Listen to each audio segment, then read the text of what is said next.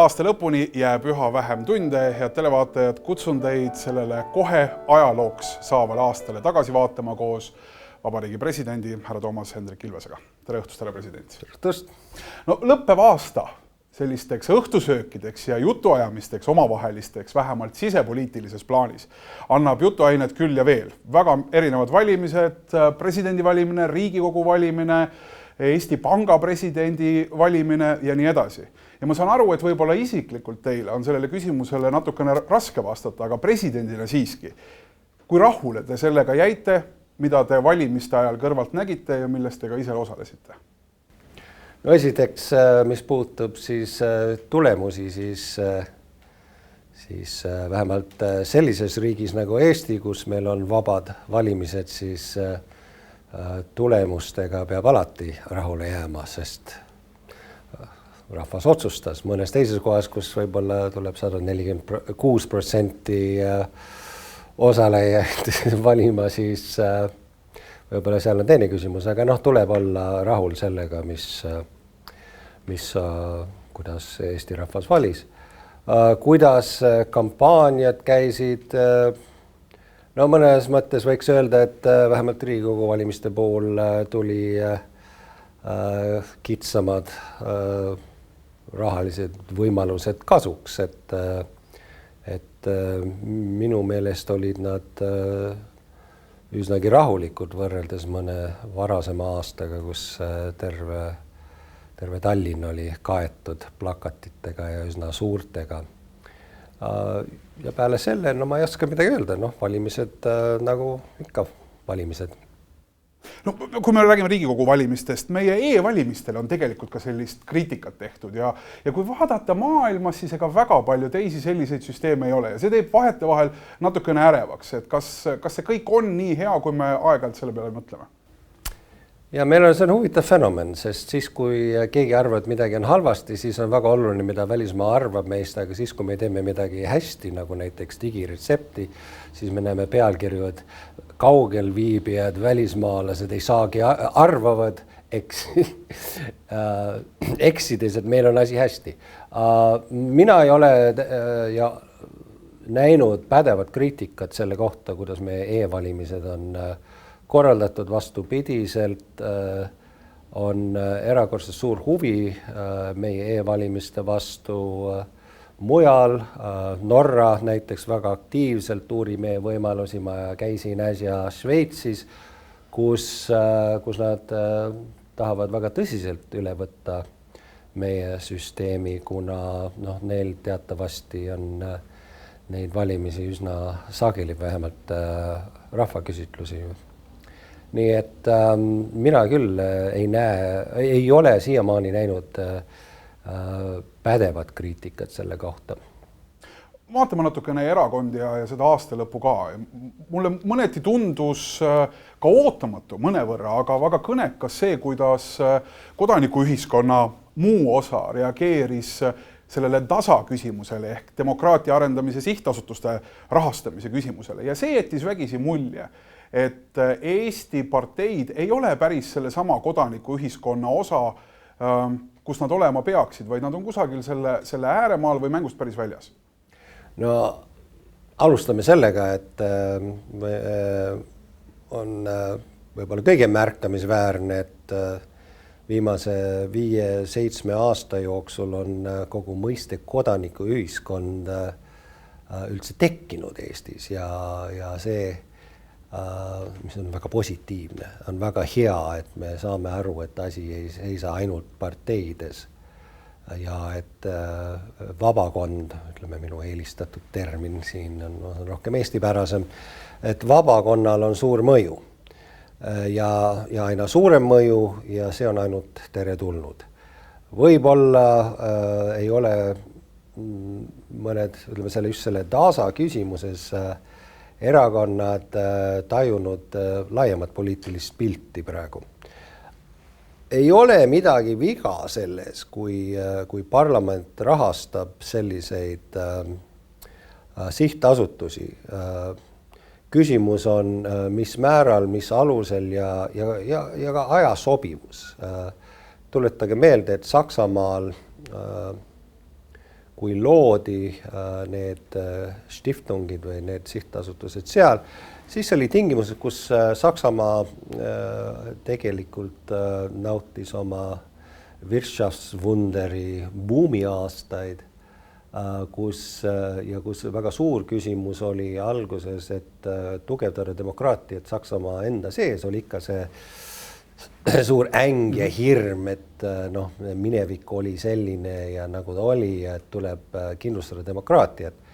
Nüüd, kui me vaatame meie enda olukorda praegu, ütleme nii, et me ausalt öeldes ei ole praegu buumi ajas ja võib-olla tuleb natuke rohkem, natuke tundlikkust üles näidata sellistes küsimustes. Teiseks on, et kuivõrd mina olen tutvunud analoogsete sihtasutustega, siis nad on võib-olla nominaalselt parteilised, aga tegelikult ei ole eriti ka.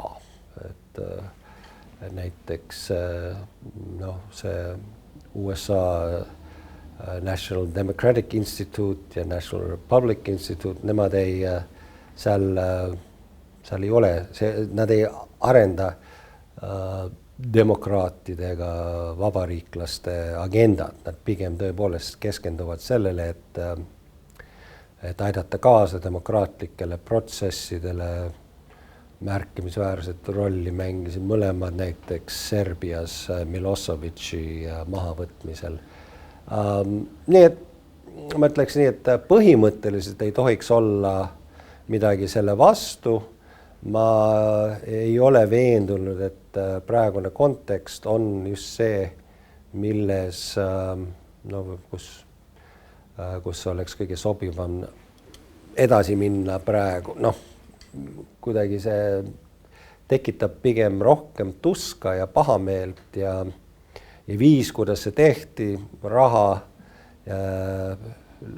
paigutati enne seadust juba ühe ministeeriumi eelarvesse, vast ei jätnud kõige parema mulje, nii et osa on siis nii-öelda põhimõtte küsimus, osa on ka see optiline külg, kuidas see välja näeb, on küll küsitav kohati. Seda optilist külge ilmselt mõjutas ka teadmine, millest siin aasta lõpus üsna palju räägiti. Küsimus sellest, kui kehvasti on erakonnad oma liikmetega seotud, kui vähe laekub liikmemaksu. Me teame tegelikult, et erakondades on laenates Koogolilt surnud liikmeid ja nii edasi. Võib-olla lihtsalt küsimus on selles, et erakonnad peaksid rohkem oma enda liikmetega tööd tegema. No kindlasti peaksid, et muidu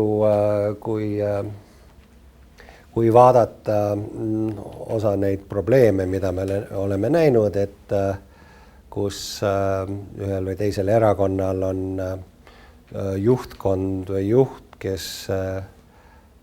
kelle puhul liikmeskond on pigem on seal, aga numbrid, kellega võiks siis opereerida, aga tegelikult inimesed toimivad liikmeskonnas sõltumatult.